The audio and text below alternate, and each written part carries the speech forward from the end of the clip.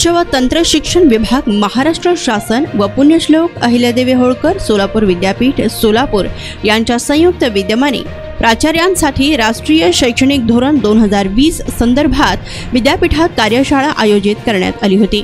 या कार्यशाळेचे उद्घाटन डॉक्टर शैलेंद्र देवळानकर, प्रभारी संचालक उच्च शिक्षण महाराष्ट्र राज्य यांच्या हस्ते करण्यात आलं।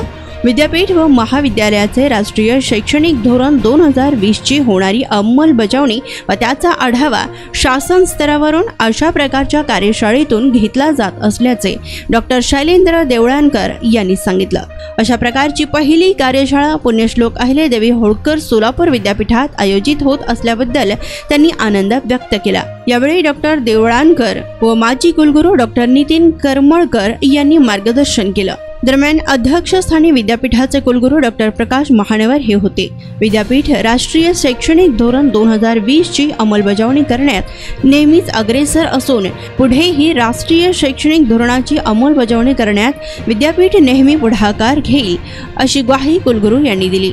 तर या कार्यक्रमास प्रमुख उपस्थिती म्हणून प्रभारी कुलगुरू डॉक्टर लक्ष्मीकांत दामा, विभागीय सहसंचालक डॉक्टर नलिनी टेंभेकर, कुलसचिव योगिनी घारे, विविध महाविद्यालयाचे प्राचार्य अधिष्ठाता, सहयोगी अधिष्ठाता, विविध प्राधिकरणाचे सदस्य, संकुल संचालक व शिक्षक यांची मोठ्या संख्येने उपस्थिती होती। यावेळी या कार्यशाळेचे सूत्रसंचालन डॉक्टर तेजस्विनी कांबळे यांनी केलं, तर आभार सहाय्यक कुलसचिव डॉक्टर शिवाजी शिंदे यांनी मानलं।